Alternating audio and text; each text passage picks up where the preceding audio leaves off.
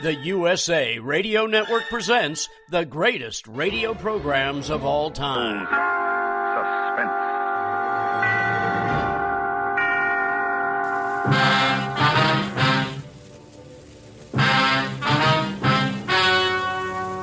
Ladies and gentlemen, the story you are about to hear is true. Only the names have been changed to protect the innocent. Dragnet. This is classic radio theater. Gangbusters. I was a communist for the FBI. Lights out, everybody. Now here's your host, Wyatt Cox. J. Edgar Hoover said this was his favorite radio program. This is Your FBI, starring Stacy Harris, as originally broadcast July 26, 1946. This episode entitled The Sinister Witness. This is Your FBI.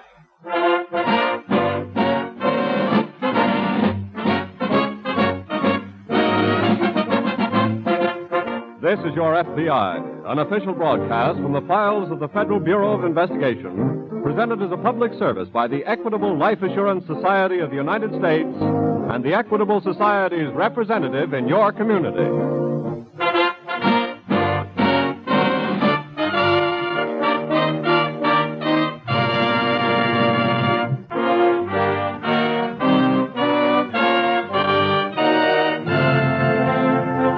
Tonight's FBI file, The Sinister Witness.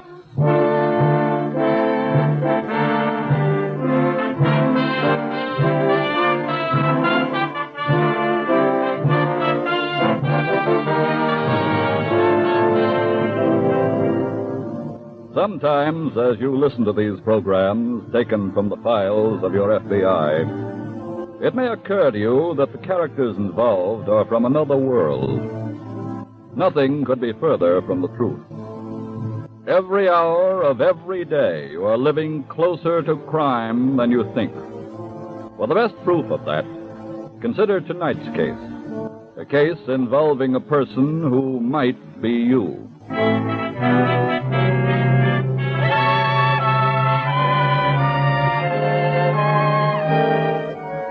People who stay up late and partake too freely will wake up the next morning with a hangover. That is a medical fact. A hangover can happen to a professor, a fireman, or even, as in this story from the files of your FBI, to the president of a department store, one Mr. J.B. Lamar. Mrs. Lamar is just across the bed from her husband as he opens his eyes for the first time. Good morning, dear. Oh, no. Dear. What? Pull down the shades. Are you going to stay in bed? Shall I call the store? Huh? What time is it? About 10 o'clock. What day is it, Friday? Oh, Friday. I've got to go downtown. I've got 2 appointments. Would you like some coffee? Not right now, dear, but if you see the back of my head anywhere, let me know. All right. Oh, I almost forgot. Happy anniversary. Same to you, dear. Do you suppose there's any more champagne in town? If there is, I can't blame it on that. They can't blame it on you if there's no scotch either. Why? Was I drinking scotch and champagne? Oh, why didn't you stop me? The First Division couldn't have stopped you. Oh, never again. You know, dear, you shouldn't go driving when you're feeling the way you did. Driving? I drove the car last night? You did. Where'd I go? Don't you remember that no one could talk you out of driving the Masons home after the party? I drove the Masons home all the way over across the bridge? You did. I really drew a blank. I don't remember anything after about 10 o'clock. You did it, all by yourself. Oh, no. Oh, I'll get it. Hello? Good morning. How do you feel this morning, Mr. Lamar? Frankly, sir, not very well. I wouldn't think so after last night. Who is this calling? I'm a man who can be either a very good friend of yours or a bad enemy. Who are you? What do you want? My name is Dixon. Martin Dixon. And I'm calling you from St. Louis. I got some information that's pretty valuable to you. What kind of information? Information about last night. Now, are you interested? Yes, go on. Let's understand each other before we go any further, Mr. Lamar. Yes, let's. My information is for sale. And if I don't choose to buy it? How would Mrs. Lamar look as a widow? How dare you?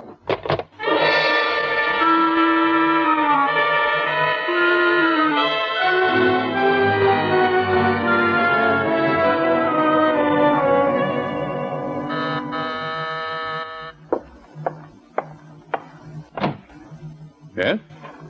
Mr. Lamar? That's right. I'm the man who phoned you about an hour ago. You're... Martin Dixon. Remember? Look here, Dixon. What's your game? Maybe I better come in. I think you'll want to hear what I have to sell. All right. Come into the living room. To the right there.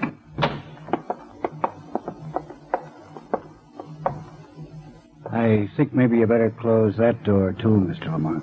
What, is all of this, Mr. Dixon? Here. Take a look at the front page. A story about the hit-and-run accident on the bridge. Police today were searching for the driver of a car which struck down and killed 78-year-old... What is this? You don't have to act for me, Mr. Lamar. I was there. You were where? On the bridge when you hit that old man. What? I thought it might be something of a shock to you, Mr. Lamar, and I also thought you might not believe me. So I brought the proof. What proof? These pieces of glass are from your right front headlight, Mr. Lamar. Oh, good Lord, I had no idea. No, of course not. I could tell from the way you were driving that you were pretty well loaded. Wait right here, Mr. Dixon, will you? Where are you going? Going upstairs and get dressed. And then? And I'm going to the police and tell them I did it. Wait a second. You were driving while intoxicated. You hit an old man and left the scene of the accident, and the old man died, so you committed manslaughter. And you want to go in and confess? What else can I do? Don't you still want to run for mayor? What's that got to do with this? You don't think you'd be elected after this, even if you didn't go to jail, eh? I guess you're right, but... Look, Mr. Lamar, I'm the only one who saw the accident. You are? Yep. Now I've got the only evidence that you had the accident. Would you be interested in buying some rare pieces of glass? Direct from Toledo, Ohio? Let me think. Okay, Mr. Lamar. I'm giving you till 8 o'clock tomorrow morning to think. And I have that $2,500 in cash. So long.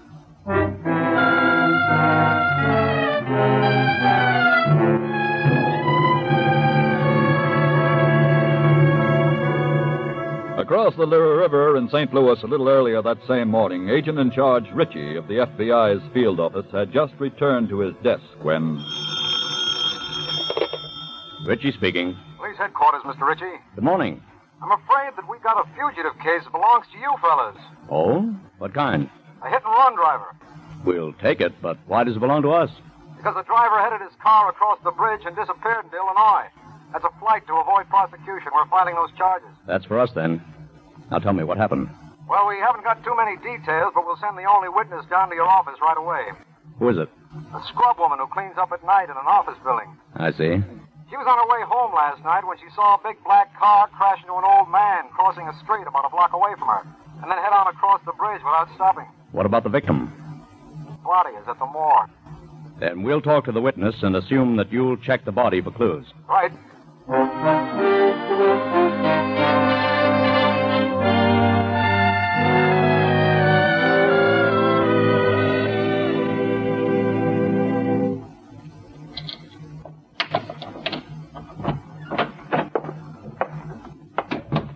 Hey, Marty, where are you, baby? I got to... Oh, I didn't see you. Don't you look nerve-wracking. Don't speak to me unless you got some money. Okay. How do you do, Marty? Let me see it. There you are, baby. 2,500 skins. Count 'em. Where'd we get all of these? Well, you know those 4 little pieces of glass I showed you? Well? Well, I'm selling them to a certain party for $2,500 apiece. $2,500 apiece? That's right. He's already bought one, and he thinks he's going to get the rest Friday morning for only one more $2,500. I don't get it. That's not important now. The important thing is... Now I'm going to get some clothes. I'll say you are, and after I finish selling those 4 pieces of glass, we're off, baby. We're off.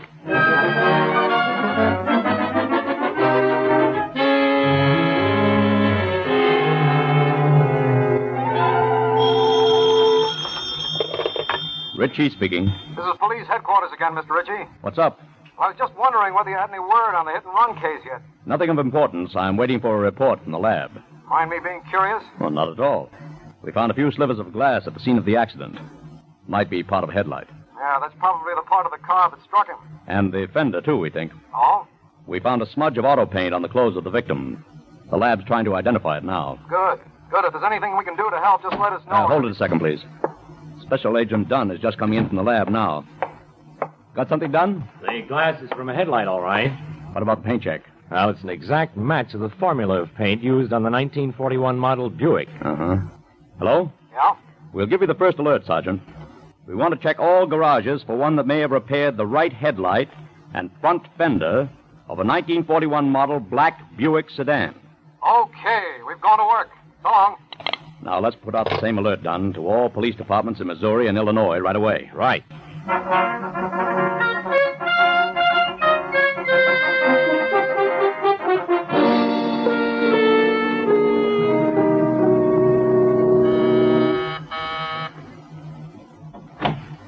It's just me, Mr. Lamar, the glass dealer. Come in, please. Okay. This way, please. I hope you haven't gone to the trouble to think up any funny ideas, Mr. Lamar, because I ain't going to... Step in, please. Have a chair. Look here, Mr. Lamar. I said have a chair. Do I get the $2,500 or don't I? No, you don't. What? I confess I was prepared to pay you another $2,500 this morning. In the last few moments, I changed my mind. How come? How come? Well, it's like... Never mind what it's like, Mr. Lamar. Hand over that $2,500 or I go to the cops for those pieces of glass from your headlight. Understand? Well, perhaps I can hold your interest better in what I have to say with this little instrument. Why, you... Put down that gun. As I started to say, I was prepared to pay you another $2,500 this morning. And I said put down that gun. But gun. I decided instead to give this whole thing a little run off my conscience. What do you mean?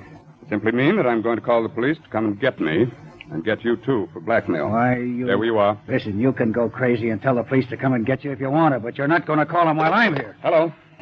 Hello, operator. Operator.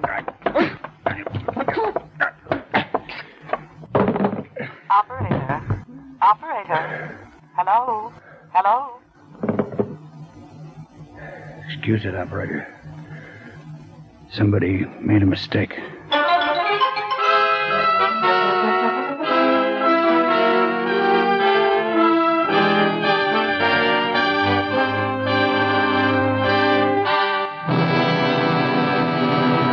We'll return in just a moment to tonight's case, which shows how your FBI helps provide national security. July 26th, 1946. This is your FBI on Classic Radio Theater. Nothing is more important than protecting your family and property. That's why you should make a free call right now to Vivint, the #1 smart home services provider in the U.S. Vivint will make your home safer and more secure with a state-of-the-art system that's so simple to use. Vivint smart home specialists provide award-winning monitoring of your system 24/7, 365 to respond to any emergency, even when you can't. And with the 4.5-star rated Vivint smart home mobile app, control your entire house from anywhere. Locks, cameras, security system, all at your fingertips on your mobile device. Call Vivint now and get a free quote, professional installation, and full smart home service for as little as $2 per day. Equipment purchase or service agreement required. Conditions apply. Call now. A smart home is a safer home. So protect your family and your property, home or business, with a Vivint smart home system. Call 800-619-7902. That's 800-619-7902. Call now, 800-619-7902.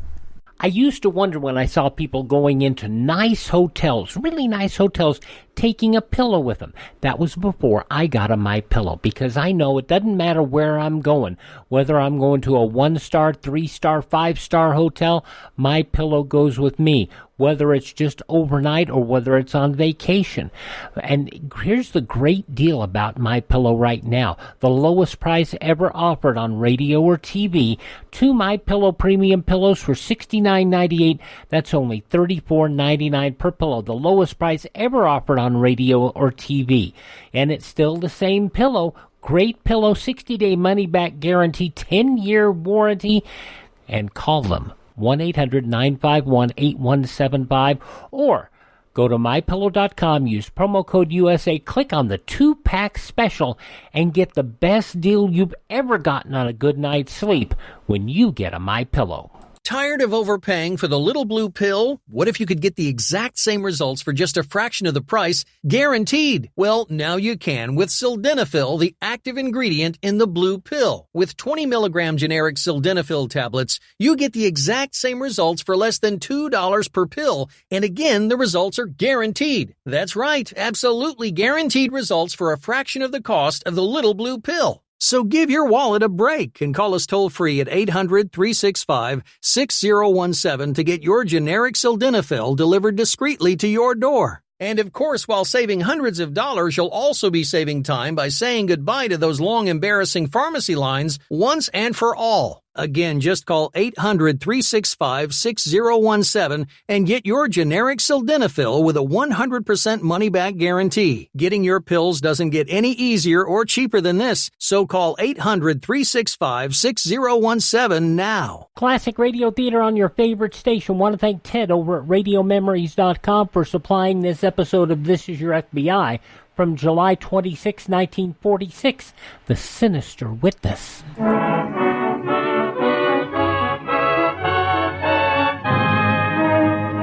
And now back to the FBI file, The Sinister Witness.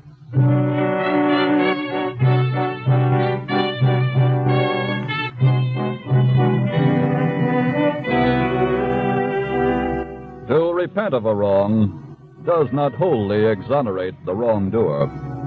And although in tonight's case the man Lamar had repented of his conspiracy with the blackmailer, like most repentance, it came too late.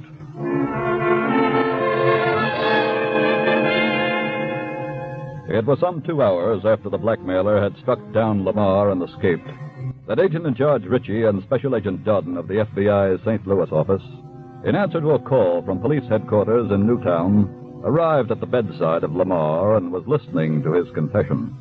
And so now I'm fully prepared, gentlemen, to pay the penalty for whatever I'm guilty of in connection with the death of that poor old man. You won't think it's very kind of me, Mr. Lamar, to say so at this point. No, I think I know what you're going to say. You're perfectly justified, sir. What the blackmailer did to me was no more than I deserved for dealing with him and trying to cover up my crime. Thank you. I'd rather have had you say it. I guess there's nothing more for me to say, except that, sorry I bungled the job of holding on to the blackmailer for you. With your help, we may be able to catch you, Mr. Lamar. Right now, we want to examine your car. I'm afraid the blackmailer's gotten away with the most conclusive evidence. The pieces of glass from your headlight? Yes, sir. We picked up a few slivers of glass at the scene of the accident ourselves. Oh? And we also have a specimen of fender paint taken from the clothing of the victim. I see. Our laboratory, Mr. Lamar, has identified it as the formula of paint used on a 1941 model black Buick. Well, gentlemen, of course, that's exactly the model of Buick you'll find outside in my garage. You realize, of course, Mr. Lamar, that you're under arrest, and that it'll be necessary to place you under guard. Yes, sir. But we shan't move you until the doctor says it's safe to do so. Thank you, sir. Come on, Dunn. Let's have a look at the car. Right.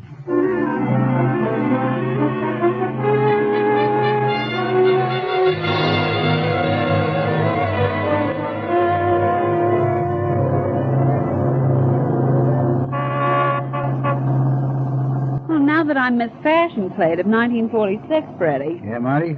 and since we're headed for new and greener pastures, Well? you might tell me to whom I'm really indebted for my wardrobe. Oh, okay. There's a sucker named Lamar. Why didn't you introduce me to him, Freddie?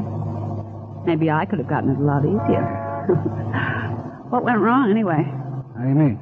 Well, you were going to collect a total of $10,000 and you stopped at 5. Oh, you got a bad case of conscience and pulled a gun on me and was going to call the cops. So I took his gun, slugged him, and took it on the lam with the second $2,500. What I don't understand about it all is those 4 pieces of glass. Those 4 pieces of glass, baby, came out of a headlight on our car. So what? I didn't tell you this. I smacked into an old man the other night and killed him. I had to get away fast, so I took off across the bridge. Yeah? And what do I see? Parked at the side of the road, right off the bridge, but another black Buick sedan, just like ours. I don't get it. Well, I stopped and looked in. There was a guy asleep at the wheel. You could smell the liquor on his breath 3 feet from the car. Yeah, go on. So right there and then, Freddie gets the bright idea of pinning the accident on him. How? He smashed his headlight. If that had waked him, I'd have played drunk myself. But it didn't. Nah, slept right through it. Then I took a pair of pliers and just dented his right front fender of it. Freddie, you're a real genius. It was nothing, baby, nothing. He was a pushover, boy. Too bad, though. We could have used that other $5,000. We're going to make that look like peanuts, baby. You still haven't told me how. We're headed for a fancy lake resort, sweetheart. And? And there'll be at least one guy with arthritis and a big bankroll who can't resist your charms. Does he have to have arthritis? Well, anyway, when I come busting in your suite in the middle of the Danger Line cocktail, I'll yell... How dare you, sir? This is my wife. $50,000, please. Why, Grandma, what big numbers you have.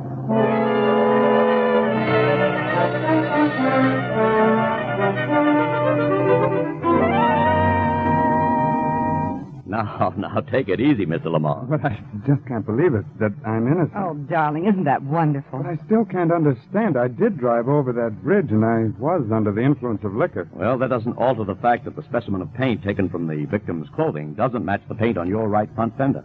But I don't understand. Now, do the pieces of headlight glass we picked up match the glass in your headlight? Mr. Lamar, you had an accident at some time with that car, didn't you? Why, yes. I had a little traffic accident about 6 months ago and had both the fender and the light repaired. But how'd you find out? Mr. Lamar, it's the job of the FBI to catch criminals. I know that, sir. But it's also our job to see that innocent people aren't convicted. Yes, but this man Dixon... There's some kind of a frame going on, Mr. Lamar. You say the man who came here told you his name was Martin Dixon? That's right. Well, I had a hunch. I figured that maybe he did what a lot of criminals do when they assume a name, just change the first name. So I brought a picture from the police files in St. Louis, Mr. Lamar. Yeah. Is that Dixon? Yes. Yes, it is. I thought it might be. His right name is Fred Dixon. Well, I expect that's for me. Hello? Richie, this is Don. We've got some kind of a break on Dixon, but I don't know where we go from here. What have you got? Well, I'm down at the second-hand car dealer's at 4th and Grand. Mm-hmm. He's got Dixon's Buick. When'd he get it? This morning. Dixon came in and sold it to him for cash. This is the nearest we've come to him yet. Yeah, it is, but I'm afraid it's a dead-end street down here. Nothing in the car? No, not a thing. He cleaned out the glove compartments, and he even lifted the front and rear seats to see that nothing was left underneath. How do you know that? The dealer told me. Dixon didn't drop any hint to the dealer of where he was going, did he? Nope, he just sold him the car, took the cash, and left. Mm-hmm. I hope you're cooler where you are than I am out here. Not much cooler. Say, speaking of being cool, how was Dixon dressed when he sold the car? In a sports jacket and slacks. A brown tweed jacket and brown gabardine slacks. Brown and white shoes and a brown neckerchief around the collar of his sports shirt. Why? Meet me at the office. I've got an idea. July 26, 1946, this is your FBI on Classic Radio Theater. You know, for a while I worked in a hotel and I really used to go, why do people bring their own pillows with them? Well, once I got a My Pillow, I understood. Because doesn't matter how good the hotel is, doesn't matter whether it's a 2-star, 3-star, 5-star hotel, it doesn't matter how nice the hotel is if you don't get a good night's sleep. And the key to getting a good night's sleep is a My Pillow. Now, the best deal ever offered on My Pillow right now.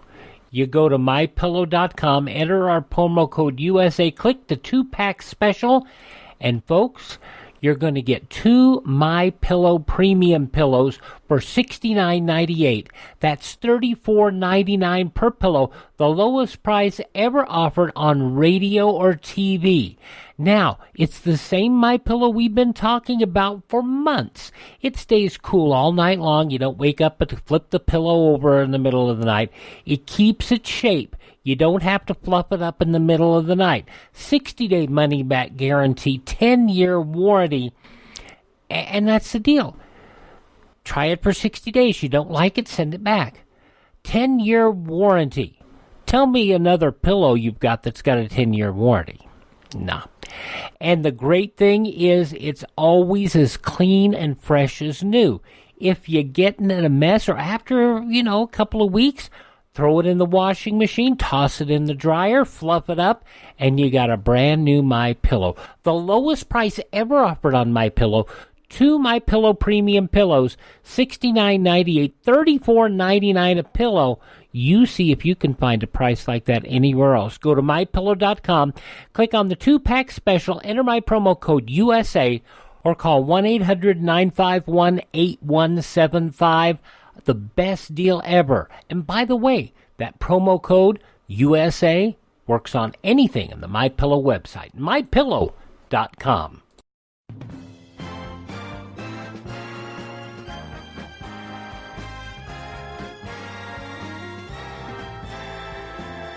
Thanks for tuning in to Classic Radio Theater on your favorite station. Now the conclusion of This Is Your FBI, The Sinister Witness, as it was broadcast July 26, 1946.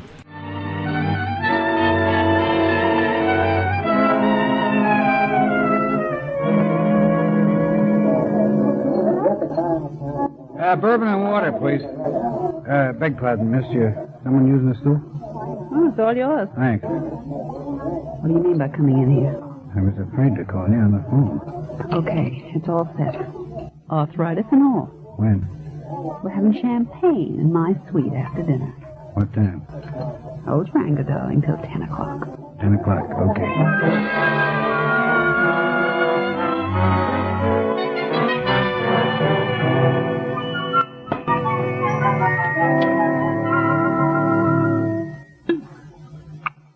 It's a pretty good suite you have here, baby. I wish I could stick around and watch the fun.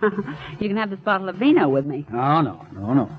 Suppose your Mr. What's-his-name Gardner walks in on me. Oh, that would be embarrassing. But he won't be here for an hour yet.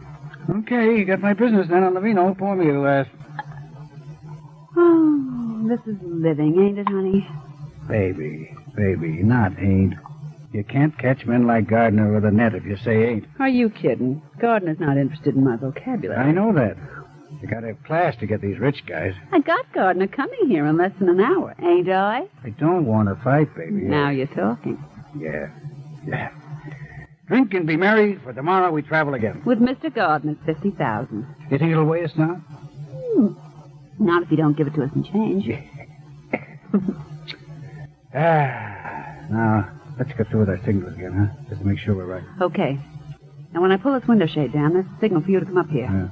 I'm to get Mr. Gardner sitting next to me right here on the couch. Yeah. And you pop in, and you say... And then he says, "What are you doing there with my wife, Mr. Gardner?" Who are you? What do you mean by breaking into my suite this way? I'm going to call the manager. How much were you going to charge, Mr. Gardner, for the privilege of sitting on the couch with your wife, Fred? I said, who are you?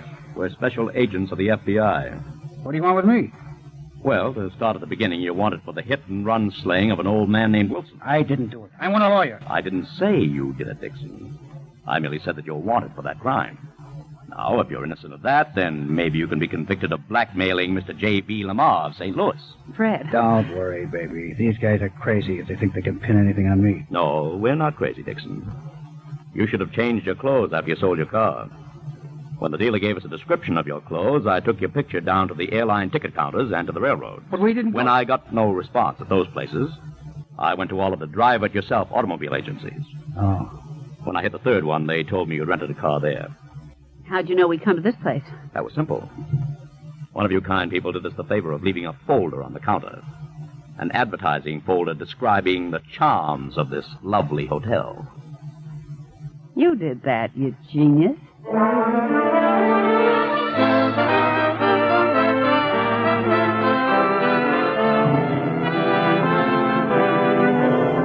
For the hit-and-run killing of Joseph Wilson and for his crime of extortion, Frederick Dixon is now serving concurrent terms in the federal penitentiary. Mr. Lamar declined to press the blackmail charges, resulting in the release from custody of Martha Johnson.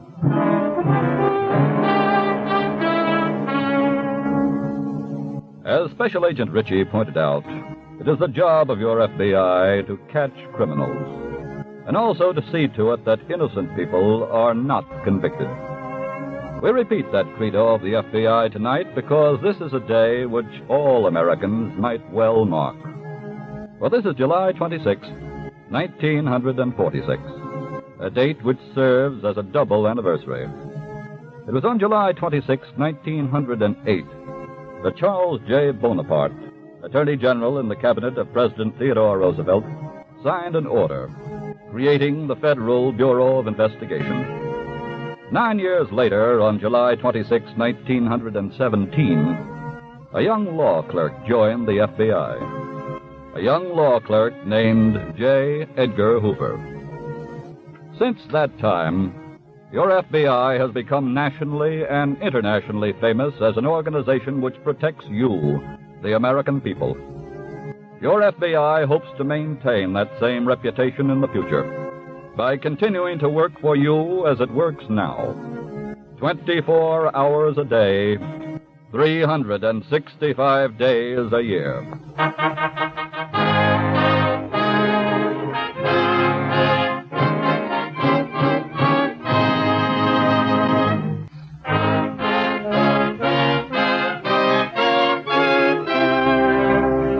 Next week, we will bring you another colorful story from the files of the Federal Bureau of Investigation. The case of the would-be movie star.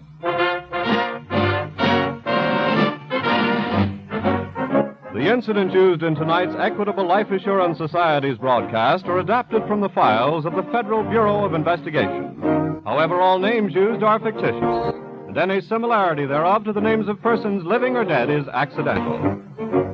Tonight's broadcast was directed by William M. Sweets.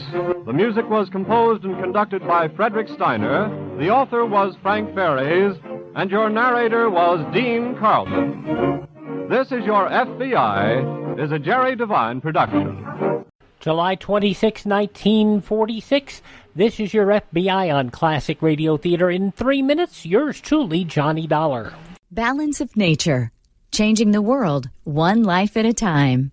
Well, I'm searching for the perfect balance. There's hundreds of thousands of chemicals just in an apple alone, and hundreds of thousands in an orange, and all of them. If I can just remove the water without damaging all of the other chemistry, then I can pack it more dense. I never imagined that I would be able to get it down to 3 fruit capsules and 3 vegetable capsules and have the same nutrient value as eating over 10 servings of fruits and vegetables every day.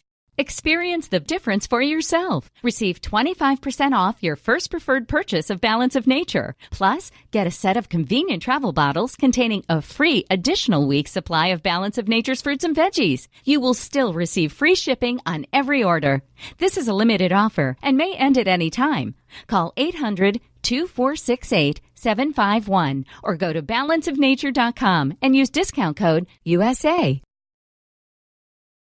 Are you drowning in debt? Are you struggling to make minimum payments? Did you know that on average, a household with at least one credit card struggles with over $15,000 in credit card debt? If this sounds like you, know that it's not your fault. Credit card debt happens to good people. Credit card companies lure you in with low introductory rates and low minimum payments. Before you know it, you're in over your head. National Debt Relief has helped thousands of good people just like you become debt-free with our Debt Reset program that will dramatically reduce your debt down to a fraction of what you owe. Our Debt Reset program is customized to get you debt-free in as little as 24 to 48 months with one low monthly payment. If you owe over $10,000 in credit card debt or even personal loans, call 800-274-9490. There are no upfront fees or out-of-pocket expenses. You don't pay a dime until we succeed. Call now to see how the Debt Reset program can work for you. 800-274-9490. That's 800-274-9490. 800-274-9490. Welcome to Tax Talk with Hollywood legend Bob Eubanks. You know, as part of Hollywood for a long time, I've seen my fair share of celebrities get in trouble with the IRS. Well, there's one name I trust, the Tax Defense Group. They're the most trusted name in tax. So if you owe more than $10,000 to the IRS, you really need to call my friends at the Tax Defense Group. Ignoring the IRS is not the solution. They can garnish your paycheck, levy your bank accounts, seize your home or business. But the Tax Defense Group could put a stop to all of that and tailor a program that would reduce your tax debt to pennies on the dollar. You gotta love that. So don't just take my word for it. Call them. Find out for yourself. They offer a 100% has satisfaction guarantee, and they're open 24 hours a day because they know that tax debt doesn't sleep either. Call now for your free and confidential tax analysis from the most trusted name in tax. Call 800-832-1594. 800-832-1594. Now on Classic Radio Theater, Part 4 of a 5-part Yours Truly Johnny Dollar story, The Open Town Matter. This was originally broadcast July 26, 1956. From Hollywood, it's time now for Johnny Dollar. Hello? Hello. Johnny? Yeah, who's calling? Hello? Hang on a second, Johnny. Look, what the devil... Is that you, Joe? Joe? Sorry to keep you waiting, Johnny. I was trying to get all the dope on another phone. What dope? And how did you sober up so fast? There's a big story breaking, boy, and lush or not, I'm still a reporter. Then go somewhere and report. I'm going to bed. You want to bet? Now, look, Joe. Nobody sleeps in Greensport, Johnny. It's a wide-open town. Racket, shootings, a murdered police chief with a lovely widow. Sure, fine. So what's the big story? A fire, boy. House burning down. Flames 50 feet high. 3 alarms. Put your clothes on and let's get going. You get going. The only big story I'll be interested in is when Marty Blake is charged with murder. Johnny, that's where the fire is. At Marty Blake's.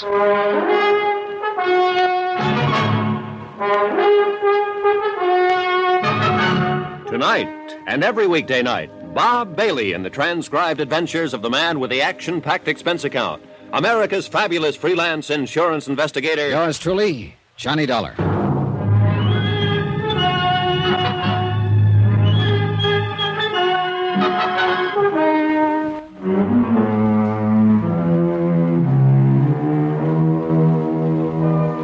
From Special Investigator Johnny Dollar, location Greensport, Missouri, to the Home Office, Great Plains Guarantee Company, Hartford, Connecticut. Assignment, The Open Town Matter. Expense account continued. Item 10, $1.50 for a breakneck taxi ride to Marty Blake's home. Its location marked against the night sky by a pillar of flame visible for a mile. The fire didn't make sense, so it fit in nicely with the rest of the case. None of it made sense. Police Chief Ed Blake, Marty's middle-aged husband of 8 months, had been shot to death in his own home with his own gun. And less than 24 hours later, Marty had filed claim on his $50,000 life insurance policy. She didn't love him and admitted it. Good case. Except for one thing. The city attorney himself was present at the time of the shooting and backed up Marty's story of a mysterious prowler, supposedly ex-convict Shorty Wells. But Shorty was missing, and the whole thing was just a little too convenient, too pat. Especially in a wide-open town.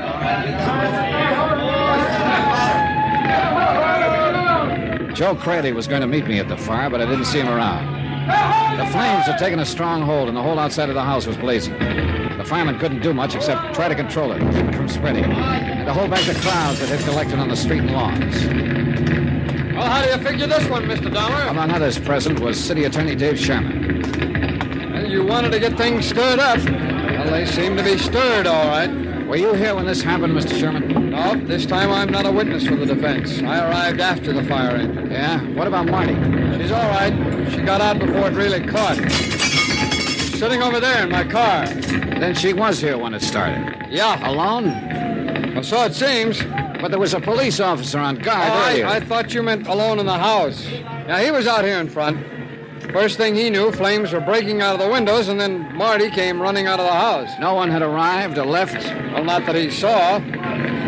Well, you're still trying to tag her, huh? Oh, I'm trying to tag whoever is guilty. She figures, that's all. Not on the shooting? No, not with the alibi you've given her. Mr. Dollar, look. She was standing 10 feet away from me in the second-floor hall when Ed Blake was shot to death in the dark downstairs. Now, that is not an alibi. It is a fact. Oh, yeah, sure, I know. Unless, of course, I'm lying. All right, are you? Why? For old time's sake, maybe. You were in love with her once, Mr. Sherman. Oh, I could name 24 guys around this town who were. Once. Yeah. Shorty Wells, for instance. That's right. That's why Shorty threatened to kill Blake when Blake sent him to prison. He claimed he was being framed out of the way to give Blake a clear field. Go on. Well, Shorty's a hoodlum. He was guilty as charged, all right. But Blake was in on the rackets, wasn't he? Well, it would seem that way. Then there's also Joe Cradley. Marty was his girl at one time, wasn't she? Yeah, that's when he started drinking, when she threw him over. Why did she throw him over? For the usual reason. Somebody knew. Who? Well, me, I thought. Took me 3 months to find out that I was running interference for Shorty Wells. All right, so Joe Crayley took to drink. What did you take to, Mr. Sherman? Law enforcement. I set out to break the rackets in this town and get rid of hoodlums like Shorty Wells and all the rest of them. Yeah, but the rackets are still here. And I'm still trying, Dollar. Now, look, I want to get one thing very straight. What? Ed Blake's killing. It happened just exactly the way I told you. That story is true. Marty didn't do it. Maybe not. But she's in it some way. She's bound to be. Well, that's something I wouldn't know. Everywhere you turn in this case, you keep hearing about Marty Blake. Marty Blake. She's the one link that ties everything together. Well, maybe. That fire there. What's the story on that? Well, why don't you ask her? I left him standing there, staring into the fire. Staring into his own past, maybe. I didn't know. To me, he was still a puzzle, a question mark. And I didn't have the answer to him. Not much else, in fact. If he was telling the truth, Marty Blake couldn't have killed her husband.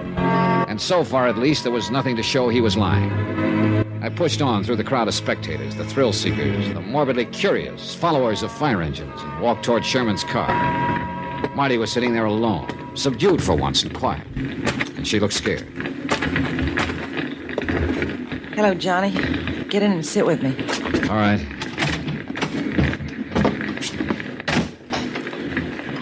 Just look at it. Isn't it terrible? Yeah, it is. It'd be worse if you were in it. Well, I was when it started. Just how did it start? I don't know. I think you were right, Johnny, about that shooting in front of the city hall. Oh? I think it was me they were after, not you. Now they've tried again. Possible. There's no other reason for burning down my home.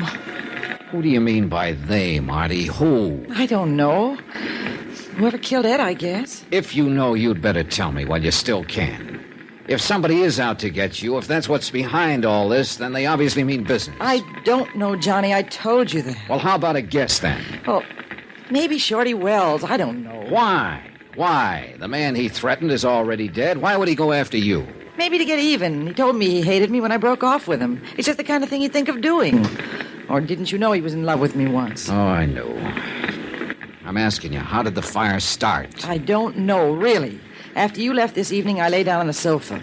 I'd been drinking, as you know, and I guess I just, went to sleep anyway. No one else had been there after I left? No. Anyway, I woke up with smoke all around and flames and all. It was terrible, Johnny. I was just lucky I got out alive. You always were lucky, Marty. Joe, what are you doing here? How about it, Johnny? Are you glad I phoned or not? Oh, yeah, sure. Wouldn't have missed it for a million. Has she confessed yet? We can run a new headline on the Extra if she has. I can do without any remarks from you, Joe. Sure you can, baby. You're doing fine, just as you are. Get away from here and leave me alone. Can't do it, baby. I'm assigned to cover the fire. Gotta get all the angles. Human interest. That's you, baby. You are human, aren't you?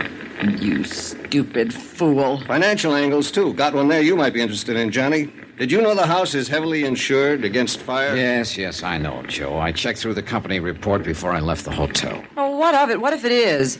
Most houses are insured against fire, aren't they? Sure they are, especially by prudent people like you. People who think of everything. Oh, take it easy, Joe. Get him away from here, Johnny. Only you didn't think of everything, baby. What? It's too bad your car wasn't in the garage instead of sitting out in the driveway. Then all your assets would have been converted into cash. Nice, green, bloody cash. Get away from here. Get away and leave me alone. Why, baby? You can afford me now. You couldn't a couple of years ago. That's why you're tied up with all the other... What the devil? They came from the house. Well, there couldn't be... Ammunition, maybe. Yeah, your husband must have kept boxes of cartridges around the house. Look. There by the cellar door. Somebody's staggering up out of the basement. Johnny, look. He's got a gun in his hand. It can't be. He's fallen down on the ground. Come on, Joe. Oh, man.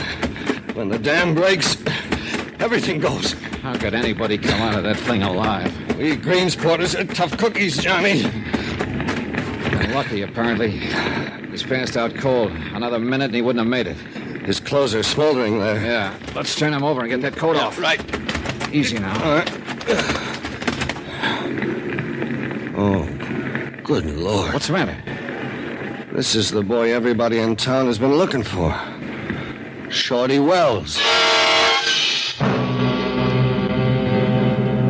Room 604, Greensport City Hospital. Time midnight. The time when the pulse of living starts to slow down. The beginning of the quiet time, when the city sleeps and the nurses and interns walk even more softly. When a ticking clock becomes a drumbeat in the ears of restless patients. The time of crises, when battles for life are fought in silence and won or lost. A battle like that was being fought in 604, witnessed at the moment by myself and City Attorney Dave Sherman.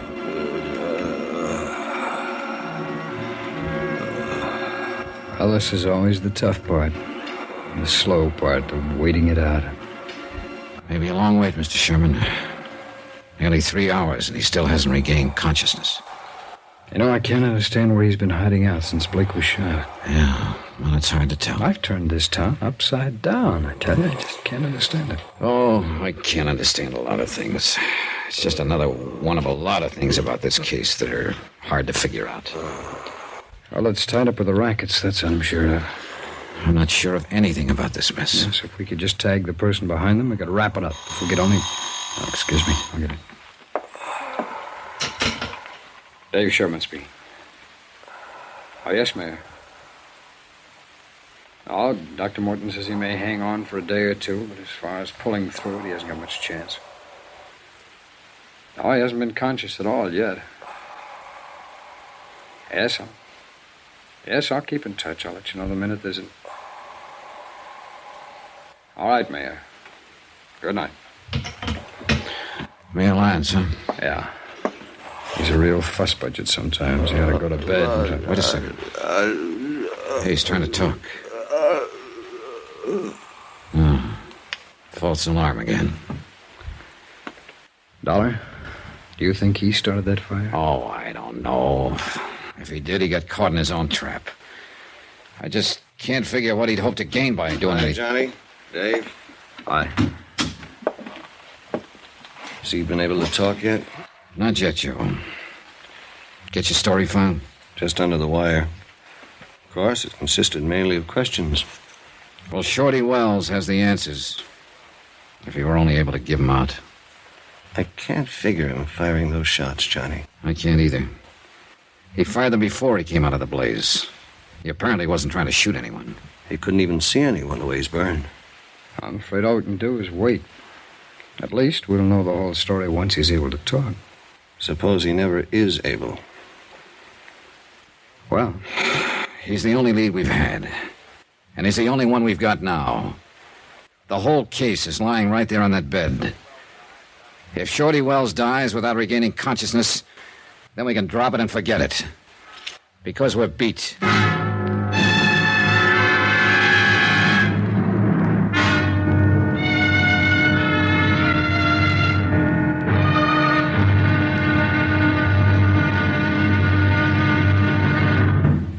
Vicious story. July 26, 1956. Yours truly, Johnny Dollar, on Classic Radio Theater.